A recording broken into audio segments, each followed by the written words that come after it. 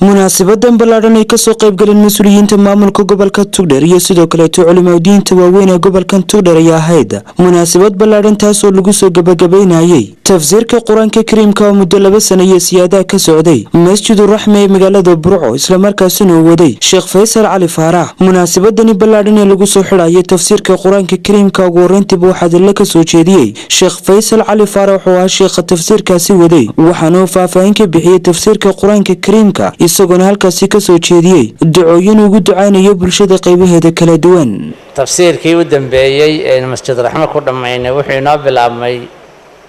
17 Jamaadul Uula 1437 Hijriga oo u dhiganta 26 bishii labaad 2016 laba sano iyo casaan buu inoo soo socday وإنه ختمي كل قرآن إلهي بأجر كيس بحين كره إلهي وحي أن كوقفنين هاي نقدافو وحي أن أصيبنين إلهي هاي نوافشيو قرآن كو حجة ونقضنا الله نجياله كو حجة كو نقضنا الله نجياله كو إفتين نور ونقض الله نجياله كو شفاعة قاد الله نجياله وحي نجبك الله شافيه أنت إن المجلس كفرد إذا وحل الله ويحبك الله شافيه قف الله لو قف كي دباتيس دبت الله ككر قاضو دبت الله ككر قاضو إلهي صدق دقها وكر قاضو إلهي سبحانه وتعالى نحريستي سبلارنا واسعة ونحريستو عسر يسر الله وبدله إلهي سبحانه وتعالى ضد بدن أو أولادي إني كم إذا ضد كي ديجيني وبتكينية الله إنه يصلحيه وبدك الله إنه يصحيه. geesta kaleeto waxaa halkaas hadallo kala duwan ka soo jeediyay Sheekh Dr. Faysal Maxamed Cali, Sheekh Dr. Cabdiraxmaan Axmed Raagi iyo sidoo kaleeto Sheekh Suldan Yuusuf Cabdi Cawad waxaana si weyn ugu duceeyeen sheekh iyagoona ka waramay muhiimadda uu leeyahay Quraanka Kariimka iyo sidoo kaleeto ku camal falkiisu.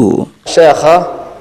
oo gutay run ahaantii waajib aad u adag oo muxaadaro meel laga jeediyo ama 10 meel lecture laga jeediyo waa kooban yahay laakiin dhowr sanadood kitaab soconaya dawaamka la dawaamiyo iyo diyaarintiisa iyo juudiga uu sheekhu bixin jiray ilaahay ka abaariyaan leeyahay ilaahay awlaad wanaagsan ha siiyo oo rag iyo dumarba ilaahay jannada markaa ugu bushaareeyo naartana ilaahay ka fogeeyo amalkiisana ilaahay ha sugo niyadiisana ilaahay ha wanaajiyo wuxuu doonaya wanaagsan ilaahay siiyo waxa loo baahan yahay quraanka tafsiirkii inta soo jeer baa la dhameeyay waana la bilaabi doonaa waxa loo baahan yahay cid xambaarta dadku laba nooc isugu jira nin weyn oo markaas isagu xoogay ku xasilaya oo macnaha guud qaadanaya oo wacdiga qaadanaya waana loo baahan yahay waana sida markaa dadka waaweyn u badan yihiin waxaan ku jeedinayaa markaas u jeedinayaa dhalinyarada in la helo dad xambaara quraanka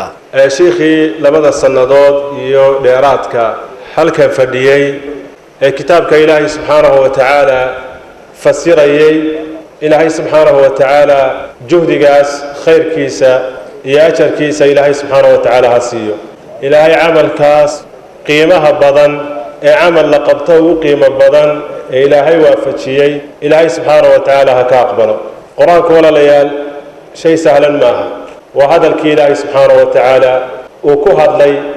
جبرائيل لو سو ديبي نبي محمد لو سو دجيي علمك ثمرتي سوى عمل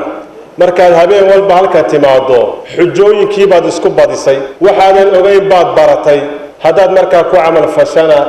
waa sidii ugu fiicneedo cilmi iyo amal baa ku kulmay aqoonyahan waxa ah indheergarad waxa ah nin ilaahay kitaabkiisa xambaaray nin ilaahay kitaabkiisa bartay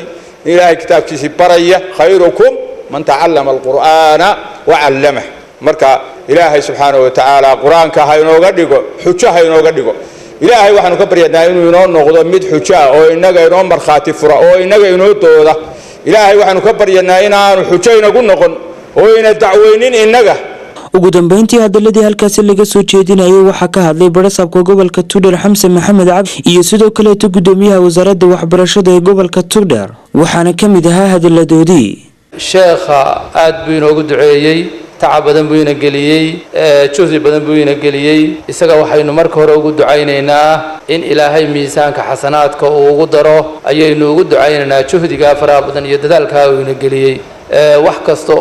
وشيخ ومراد وليه هنا إلهي هاو فضيديو عمرك إلهي هاو بركيو عافماتك إلهي هاو بركيو آخرا إلهي حسنات كيس هاوجسي هذه جهد جافر بدن لوين قليي إننا وحين وجود دعينا يا in juhdiga uu ina geliyay kuwii ka midha dhaliya ee aan dayicin ee Ilaahay ku astiray naga dhigo sheekh faysal cali faarax oo ah sheekhii markii labaad ka dhammaystiray masaajid raxma tafsiirka quraanka kariimka sheekh faysal waa u ducaynaynaa ilaahay subxaanahu wa tacaala waxaan uga baryaynaa camalka khayriga ee wanaagsan ee uu ku soo jiray ilaa iyo maalintii uu qaan gaadhay in ilaahay subxaanahu wa tacaala ajarkiisa ifiga aakhiraba uu siiyo wax kasta oo uu jecel yahay oo uu tamaniyayna in ilaahay subxaanahu wa tacaala uu siiyo ilaahay waxaan ka baryaynaa inuu ubadka iyo awlaadaba inoo aslaaxiyo nimcada iyo barwaaqada iyo horumarinka dalkeenana inuu maaragtay kor ilaahay subxaanahu wa tacaala inoogu qaado